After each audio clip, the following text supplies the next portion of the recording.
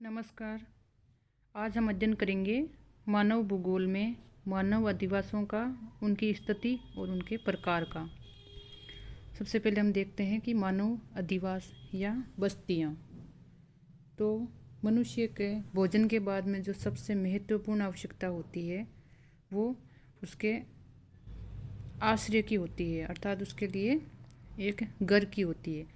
मौसम की विषमताओं से मानव अपनी सुरक्षा और सामाजिक जीवन के लिए घरों का निर्माण करता है। इसी से बस्तियों का विकास होता है। अगर हम देखें तो अधिवास मानव का भौतिक पर्यावरण से अपने आप को अनुकूलन की ओर एक महत्वपूर्ण कदम है। अर्थात अधिवास से हम क्या समझेंगे कि मानव जब भौतिक पर्यावरण के साथ में स्वयं को अनुकूलित करता है, स्वयं को उसके अनुसार डालता है, वैसी परिस्थितियाँ उत्पन्न करता है, तो उसे ही हम अधिवास कहेंगे। विभिन्न प्रकार के जो बस्तियाँ विकसित हुई है उनके बारे में मानव शास्त्रियों के द्वारा, समाज शास्त्रियों के द्वारा, अर्थशास्त्रियों, इन्होंने गहराई से इनका अध्ययन किया है। और अध्ययन करने के बाद में पता चला है कि विश्व में जो अधिकांश लोग हैं वो किसी न किसी प्रकार के अधिवास में रहते ही है, चाहे वो स्थायी भवन हो या अस्थायी हो। अर्थात उसने स्थायी रूप से एक जगह पर बना करके वहीं पर रहने लग गया हो, या फिर वह एक जगह से दूसरे जगह पर आवास है उसको स्थानांतरित करते रहते हैं। अर्थात भिन्न भिन्न उद्देश्यों के लिए वो अलग, जैसे ऋतु के अनुसार उसने अपने आवास को चेंज कर लिया, तो वो हो गया अस्थायी आवास। अधिवास विश्व की सांस्कृतिक संपत्ति के भंडार के केंद्र हैं। इसके साथ साथ सामाजिक, आर्थिक और राजनीतिक जो नवाचार प्रतिमान हैं उनके प्रसार के लिए उद्भव के बिंदु रहे हैं। सांस्कृतिक कार्यों के कारण ही अधिवासों का अध्ययन है वो मानव भूगोल का मुख्य आधार रहा है। अर्थात अधिवासों का अध्ययन मानव भूगोल में इसीलिए किया जाता है क्योंकि विभिन्न प्रकार के जो सांस्कृतिक कार्य होते हैं वो मानव करता है। अधिवासों का उद्भव, अधिवासों का या स्थायी जो मानवीय आवास है उनमें जीवन का आरंभ किस प्रकार से हुआ है, ये एक सुनिश्चित रूप से तो ये बात कह नहीं सकते हैं, लेकिन फिर भी इनका जो आरंभ है वो लिखित इतिहास है उससे पूर्व हो चुका था। अर्थात जब इतिहास लिखने लग गया था, जहाँ से लिखा गया है उससे पहले ही इनका विकास हो चुका था। पौधों को अनुकूल बनाए जाने और अधिवासों की स्थापना से पूर्व मानव जाति है वो खानाबदोश जीवन व्यतीत करती थी। मानव जनजाति समूहों में प्राकृतिक स्थलों पर भोजन और जल की खोज में घूमते रहते थे, और ये विभिन्न प्रकार के जो पेड़, उनसे बेर, जैसे बेर, जड़, इनको एकत्रित करके या फिर जो जंगली पशु होते थे उनका वध करके ये भोजन प्राप्त करते थे। अधिवासों की उत्पत्ति में या उनका उद्भव होने में या उसके निर्माण में जो मुख्य कारण उत्तरदायी रहे हैं वो है धार्मिक, सांस्कृतिक, राजनीतिक और आर्थिक कारण। सबसे पहले हम देखेंगे कि धार्मिक कारण है वो किस प्रकार से उत्तरदायी रहा है। तो स्थायी अधिवास होते हैं वो धार्मिक उद्देश्यों को पूरा करने के लिए, विशेष करके मृत व्यक्तियों को गाड़ने के स्थान के रूप में काम आते होंगे, ये अनुमान लगाया गया है। आखिरकार एक कब्र से अधिक स्थायी और क्या हो सकता है। इन खानाबदोश जातियों के मृत व्यक्तियों को आदर देने के लिए, धार्मिक कार्य के लिए, संभवतः जैसे मृत्यु के वार्षिक उत्सव जैसे अवसरों पर प्रार्थना सभाएं होती होंगी, या मृत व्यक्तियों के लिए स्थायी विश्राम स्थल स्थापित किए जाने के उपरांत जाति के लोग उस स्थान पर उचित धार्मिक क्रियाओं को करने के लिए पुजारी की नियुक्ति करते होंगे। बाद में ये जो पूजा स्थल अर्थात जो मंदिर बनाया जहाँ पर ये प्रार्थना करते थे, ये आकर्षण के केंद्र बन गए, और इस प्रकार ये स्थल अधिवासों की स्थापना में सहायक रहे होंगे। ये एक अनुमान लगाया गया है धार्मिक कारण का। दूसरा है सांस्कृतिक कारण। तो स्त्रियों और बच्चों को सुरक्षा देने के लिए भी अधिवास काम में लिए जाते रहे हैं। जैसे कि पुरुषों को भोजन की खोज में घर से बहुत दूर निकलना पड़ जाता है, तो उस समय स्त्री और बच्चों की सुरक्षा के लिए अगर अधिवास नहीं होगा तो जंगली जानवर भी उन पर हमला कर सकते हैं, तो उनको सुरक्षा देने के लिए अधिवास है वो बनाए जाते होंगे। पुरुषों द्वारा एकत्रित सामग्रियों से स्त्रियां घर के उपयोग में आने वाली वस्तुएं जैसे बर्तन, टोकरी, वस्त्र और अन्य गृह उपयोगी वस्तुओं का निर्माण भी करती थी। राजनीतिक या सैन्य कारणों से अन्य जनजातियों के लोगों के आक्रमण के कारण पुजारी, शिक्षक, स्त्रियां और बच्चे असुरक्षित हैं। अर्थात उसी जगह का पास में अगर कोई दूसरी जाति है उसने वो आक्रमण कर दे तो इन सब की सुरक्षा कैसे हो। तो इनकी सुरक्षा के लिए युवाओं को आदिवासियों में तैनात किया जाता था। तो ये राजनीतिक या सैन्य उद्देश्य हुआ। राजनीतिक नेताओं के लिए भी जिन्हें अनुकूल स्थल की आवश्यकता होती है, अधिवास आधार होता है जहाँ से वे अपनी जाति की भूमि के अधिकार को सुरक्षित रख सकते हैं। क्योंकि वहाँ धार्मिक और सैन्य अधिकारियों का निवास होने के कारण इन अधिवासियों की समुचित रक्षा की आवश्यकता होती थी। इसलिए उनके सामने ये प्रश्न भी रहा होगा कि अधिवासियों को किस प्रकार अच्छी तरह से सुरक्षित रख सकते हैं। तो इन अधिवासियों के चारों ओर सुरक्षित किस प्रकार से रख सकते हैं कि इनके चारों ओर परकोटा बना दिया जाए और ये परकोटा है वो आक्रमण को सहने में सक्षम होगा। इस प्रकार अधिवास है वो सैन्य शक्ति के केंद्र बन गए। आर्थिक कारण किस प्रकार से उत्तरदायी रहा है, तो धार्मिक, सैन्य और राजनीतिक जो अग्रणी व्यक्ति और आश्रितों के भोजन की आपूर्ति लोगों द्वारा शिकार या वनों से संग्रहण करके की जाती थी। अधिवास में निवास करने वाले व्यक्तियों के लिए अतिरिक्त भोज्य सामग्री है वो जनजाति के लोग ही एकत्रित करते रहे होंगे। इसलिए अंततः किसी के मस्तिष्क में ये विचार आया होगा कि क्यों न सूखा और बाढ़ जैसे जो कठिन समय है उसमें थोड़ा अतिरिक्त संग्रहण कर लें। अतिरिक्त संग्रहण रहेगा तो उस समय आवश्यकता पड़ेगी तो उसको उपयोग में कर लेंगे। तो लोग एकत्रित की गई वस्तुओं को जो अधिवास थे उनमें इकट्ठा करने लगे। इस प्रकार भोज्य सामग्री की जो अतिरिक्त आपूर्ति थी उसका भंडारण का कार्य भी अधिवासियों ने प्राप्त कर लिया। तो विभिन्न व्यक्ति जो एक साथ रह सकते थे, सामाजिक आर्थिक क्रियाएं संपन्न कर सकते थे, उनके लिए अधिवास है वो एक तटस्थ स्थल बन गया। अर्थात अधिवास स्थायी रूप से उनके लिए बन गया। अब बस्तियों का स्थान कि बस्तियां कहाँ पर बसाई जाएगी, कहाँ पर बसेगी, तो ये स्वाभाविक सी बात है कि बस्तियों का उद्भव वहीं पर होगा जहाँ पर उनके मूलभूत आवश्यकताओं की पूर्ति हो सके। मानव अधिवासों का निर्धारण वृद्धि और विकास, भूमि, जल, वन और खनिज संसाधनों की उपलब्धता द्वारा प्रभावित होता है। अर्थात खनिज संसाधन, जल, वन जहाँ पर भी उपलब्ध होंगे वहीं पर मानव अधिवासों को बनाया जाएगा। संसाधनों की प्रकृति और क्षमता के आधार पर जो अधिवास होते हैं वो अस्थायी और स्थायी होते हैं। इसके अलावा ये अधिवास ग्रामीण अधिवास से नगरीय अधिवास का स्तर भी प्राप्त करते हैं, जो कि वर्तमान में देखा गया है। अस्थायी अधिवास की बात करते हैं। कुल जनसंख्या की लगभग 3.5% जनसंख्या है वो घुमक्कड़ है, यानी एक जगह पर वो स्थिर रहती नहीं है। इसलिए उनके अधिवासों को अस्थायी अधिवास कहते हैं। वास्तव में जो स्थायी ग्रामीण और नगरीय अधिवास होते हैं वो लंबे उद्विकास का परिणाम है। आखेटक पशुपालक और ऋतु प्रवासी या जो स्थानांतरित कृषि के किसान होते हैं उनके निवास स्थान निरंतर बदलते रहते हैं। जैसे घुमक्कड़ लोग होते हैं वो हमेशा अपने तंबू या छोटी परिधि में, जो तंबू होते हैं उनको छोटी परिधि में गाड़ते हैं, आसपास में अधिवास बनाते हैं और उसके बाद थोड़े दिनों बाद में वहाँ से वो चले जाते हैं और दूसरी जगह पर जाकर के इसी प्रकार का अस्थायी अधिवास बनाते हैं। इस प्रकार के घुमक्कड़ जो लोग हैं उनके उदाहरण हैं जैसे अरब के बद्दू, उनके जो अधिवासों को कहा जाता है खाईमास। इसी प्रकार मध्य एशिया के किर्गिज लोगों को जो अधिवास होते हैं उनको कहते हैं सिविर। अफ्रीकी घुमक्कड़ लोगों के अधिवासों को कहा जाता है क्रोआल। उत्तरी पूर्वी भारत के जूमिया ये स्थानांतरित कृषि के किसान लोगों की अस्थायी झोंपड़ी। जम्मू कश्मीर के गुज्जर और बकरवाल लोगों के कोठे और बंदिश अस्थायी अधिवासों के कुछ प्रकार के उदाहरण हैं। अर्थात विश्व में इन अलग अलग जगहों पर इन अधिवासों को जो घुमक्कड़ जाति के द्वारा बनाए जाते हैं इनको कुछ नाम दिया गया है। इसी प्रकार वियतनाम के जो अधिवास है मोर्स और पश्चिमी अफ्रीका के फेंस, ये छोटे गांवों की रचना, अर्थात इनसे छोटे गांव बन जाते हैं और जिन्हें वे स्थानांतरित करते रहते हैं। ये स्थानांतरित है वो मौसम के अनुसार भी करते रहते हैं। समस्त आखेटक यानी शिकार करने वाले खानाबदोश और भ्रमणशील कृषकों में गहरी सामाजिक घनिष्ठता पाई जाती है, यानी इसमें बहुत ज़्यादा घनिष्ठता पाई जाती है इनमें सामाजिक दृष्टि से देखें तो। किंतु कभी कभी ये जो घनिष्ठता होती है ये टूट भी जाती है, तो उसी के अनुसार अधिवास का स्वरूप और स्थान बदल जाता है। जैसे एस्किमो लोग शीत ऋतु में अपने निवास स्थान का निर्णय वो मौसमी शिकार की उपस्थिति के आधार पर करते हैं। अर्थात एस्किमो लोग कहाँ रहते हैं? टुंड्रा प्रदेशों में रहते हैं, बर्फीले इलाकों में रहते हैं। तो ये पूर्णतः शिकार पर निर्भर रहते हैं। तो ये अपने अधिवास वहीं निर्मित करेंगे जहाँ पर इनको शिकार आसानी से उपलब्ध हो जाएगा।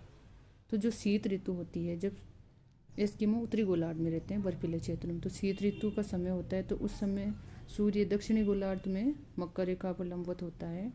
तो शीत ऋतु का समय जो अधिकांशतः अंधकारपूर्ण होता है, इस कारण इनके सभी मानवीय क्रियाकलाप रुक जाते हैं। और जो इनका घर होता है, जिसको हम बोलते हैं इग्लू, तो उसके निकट ही इनको पर्याप्त भोजन उपलब्ध हो जाता है। इसलिए जो इग्लू होता है वो सामूहिक निवास के साथ में स्थायी अधिवास बन जाता है शीत ऋतु में।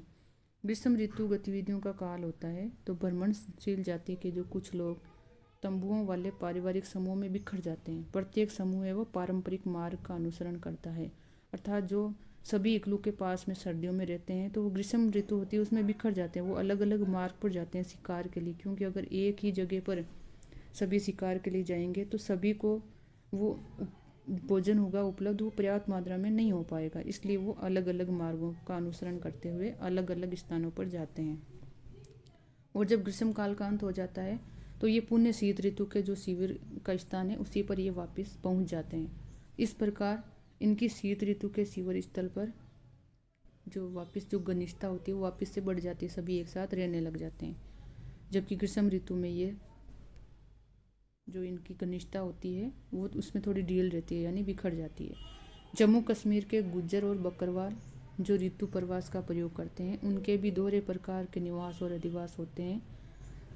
ये लोग शीत ऋतु में तो शिवालिक की घाटियों में, जहाँ शीत ऋतु तीव्र होती है तथा उनके पशुओं के लिए चारागाह उपलब्ध होते हैं, वहाँ ठहर जाते हैं। और शीत ऋतु में ये लोग सघन आकृति के गांवों में निवास करते हैं। अर्थात ये जो गुज्जर और बकरवाल जनजातियां हैं, अपने पशुओं के चारागाह के हिसाब से ये अपना आवास है वो चेंज करते हैं। जब शीत ऋतु होती है तो हिमालय के उत्तरी क्षेत्रों में बर्फ़ गिरती है, इस कारण वहाँ पर जो चारागाह है वो समाप्त हो जाते हैं और वहाँ पर ये नहीं रहते हैं। फिर ये नीचे आते हैं, तो निचली तलहटी में जब आते हैं या शिवालिक की घाटियों में जब आते हैं तो वहाँ पर ये सघन आकृति, अर्थात एक साथ बहुत सारे इकट्ठे हो जाते हैं, तो उससे सघन आकृति के गाँवों का निवास करते हैं। ग्रीष्म ऋतु जब वापस आती है तो ये पुनः अपनी बकरियों और भेड़ों के साथ में हिमालय के ऊंचाई वाले ढालों पर चढ़ना स्टार्ट कर देते हैं। तो इस कारण से वहाँ पर फिर इनके जो गांव होते हैं वो थोड़े बिखरे हुए, या इनकी जो झोंपड़ियाँ होती है वो बिखरे हुए रूप में दिखाई देती है।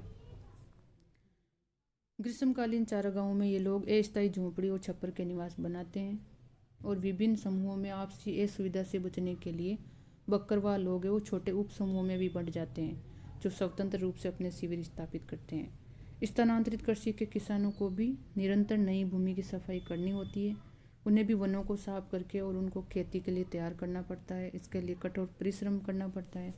जब उनके गांव के निकट की भूमि है जहाँ पर उन्होंने गांव बसाया, जब उसकी उर्वरा शक्ति कम हो जाती है तब वे कृषि के लिए नए स्थान की ओर प्रस्थान करते हैं। और कई बार उन्हें अपने अधिवास भी स्थानांतरित करने पड़ते हैं।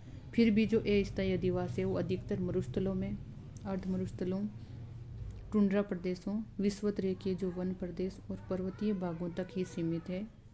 घुमक्कड़ लोग हैं वही अपने निवास और जो अधिवास है वो मौसम के अनुसार बदलते रहते हैं, जो कि विश्व की जनसंख्या का केवल 2% है। अब स्थायी ग्रामीण अधिवासियों की बात करते हैं।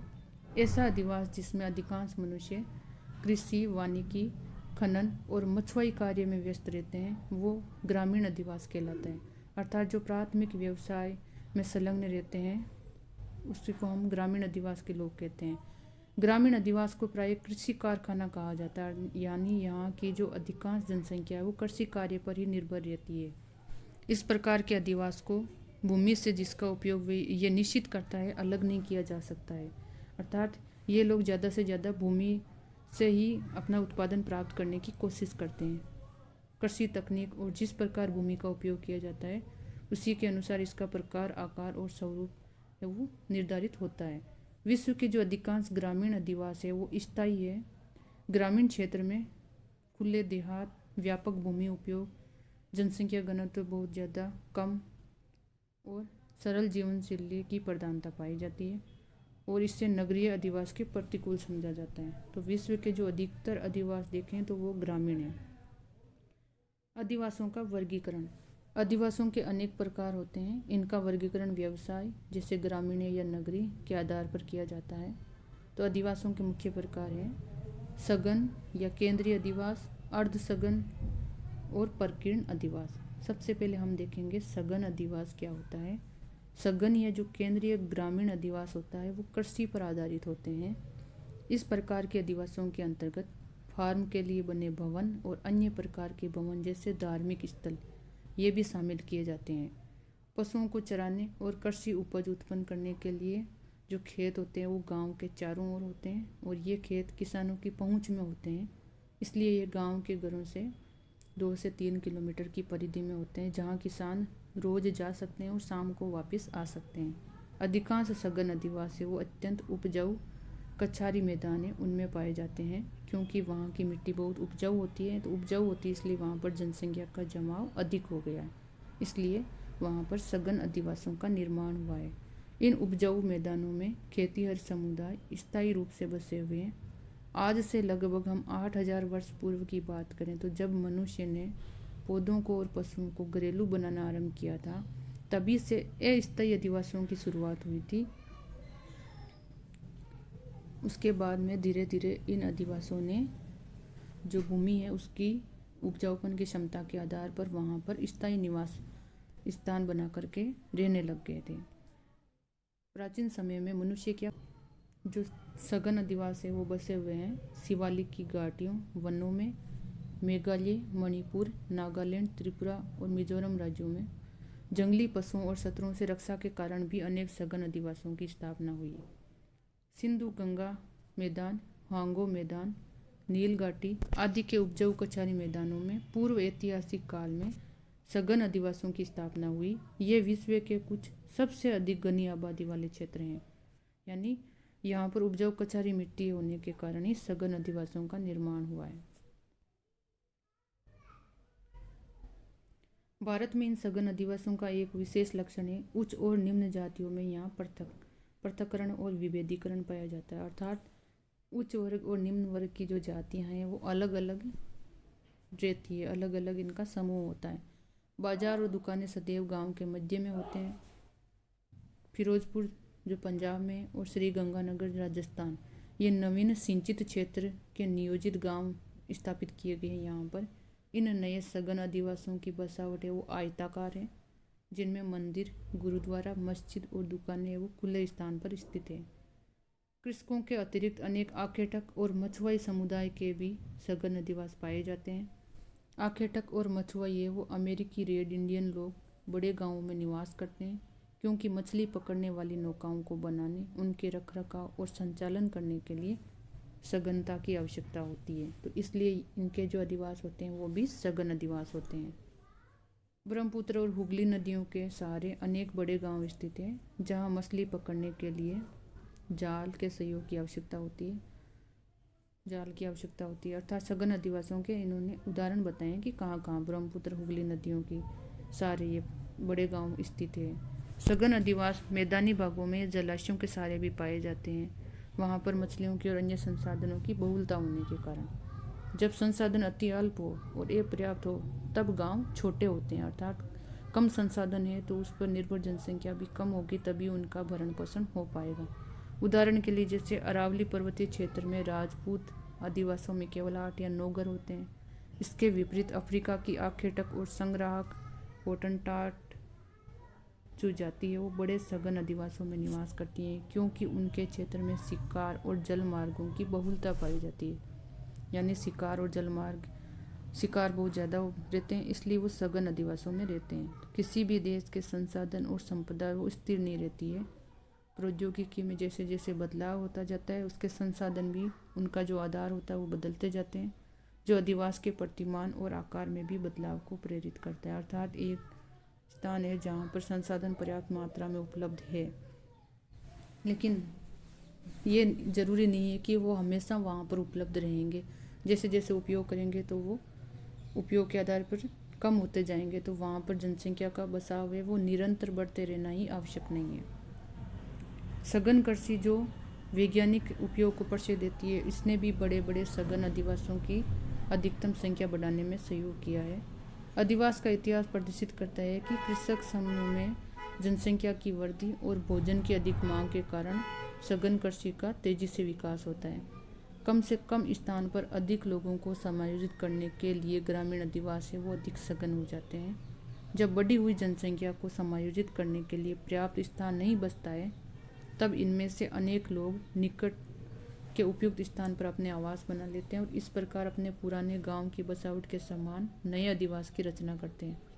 अर्थात जो सघन अधिवास होते हैं उनमें पहले तो यही प्रयास किया जाता है कि गांव के समीप ही अधिकतर घर बने, लेकिन जब वहाँ पर उपस्थित नहीं रहती है ज़मीन तो उनको थोड़ा दूर जाना पड़ता है। इस प्रकार की प्रक्रिया सतलुज गंगा के मैदान में देखी जाती है। गंगा के मैदान में अनेक पूर्वा और मजरा जो अधिवास है उनके उदाहरण है बस्तियों के, जो गहन कृषि का परिणाम है।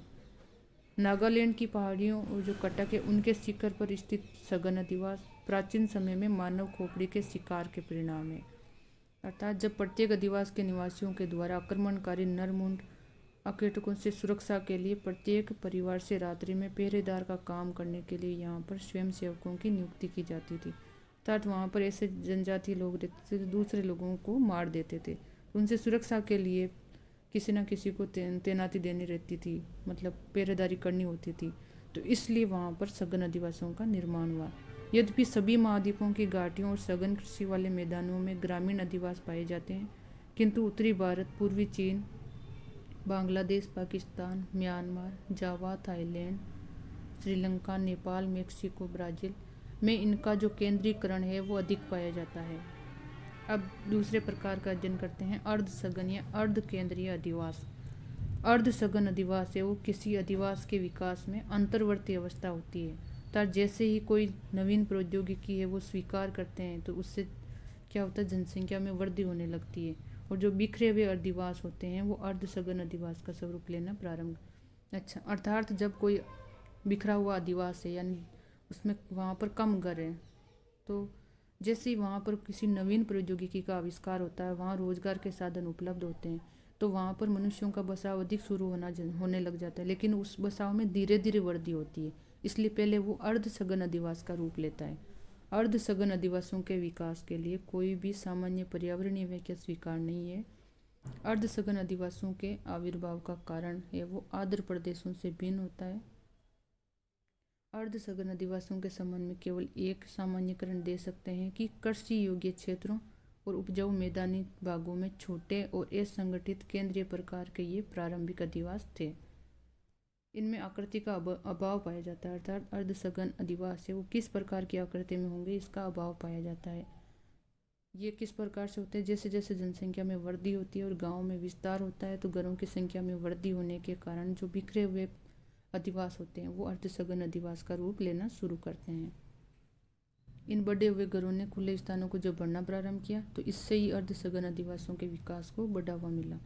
और जब इनकी और नवीन प्रौद्योगिकी जब और आती जाती है और जनसंख्या में वृद्धि होती है तो अंततः जो ये अर्ध सघन अधिवास है ये सघन अधिवास का रूप ले लेते हैं। राजस्थान राज्य में अरावली पर्वत के पूर्व, मध्य प्रदेश के पहाड़ी क्षेत्र, अरुणाचल प्रदेश, मेघालय, मणिपुर, मिजोरम, त्रिपुरा, शिवालिक की पहाड़ियों, सिक्किम और ब्रह्मपुत्र घाटी में अर्ध सघन अधिवास देखे जा सकते हैं। अब हम बात करते हैं प्रकीर्ण या छितरे हुए अधिवास की। प्रकीर्ण या छितरे हुए अधिवास है वो विषम जलवायु के प्रदेशों, पहाड़ी क्षेत्रों, घने वनों, घास के मैदानों, अनुपजाऊ जो कृषि प्रदेश है या जो विस्तीर्ण कृषि यानी विस्तारित कृषि जहाँ होती है उन क्षेत्रों में, उन प्रदेशों में जहाँ किसान किसी दूर गांव अधिवास में निवास करने के स्थान पर अपने खेत पर ही निवास करना आवश्यक समझता है, वहाँ पर पाए जाते हैं। अर्थात विषम जलवायु के जो प्रदेश होंगे तो वहाँ पर विषम परिस्थितियाँ होने के कारण जनसंख्या है वो उसका संकेंद्रण इतना नहीं होगा, इसलिए वहाँ पर अधिवास है वो कम होंगे, तो इसलिए उन अधिवासों को हम प्रकीर्ण कहेंगे या उनको छितरे हुए अधिवास कहेंगे। इसी प्रकार से जैसे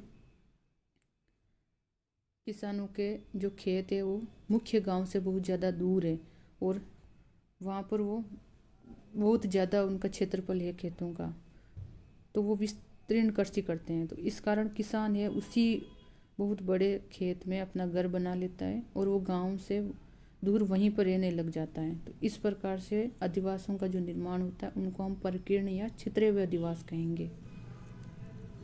इन परकीर्ण अधिवासों के संबंध में ये भी कह सकते हैं कि इस प्रकार के अधिवास है वो आधुनिक काल में ही विकसित हुए हैं। रूस में यूराल के पूर्व में कजाकिस्तान, उज्बेकिस्तान, तुर्कमेनिस्तान और किर्गिस्तान के जो घास के मैदान है उसमें अधिवास वो परकीर्ण अधिवासों के उत्तम उदाहरण है।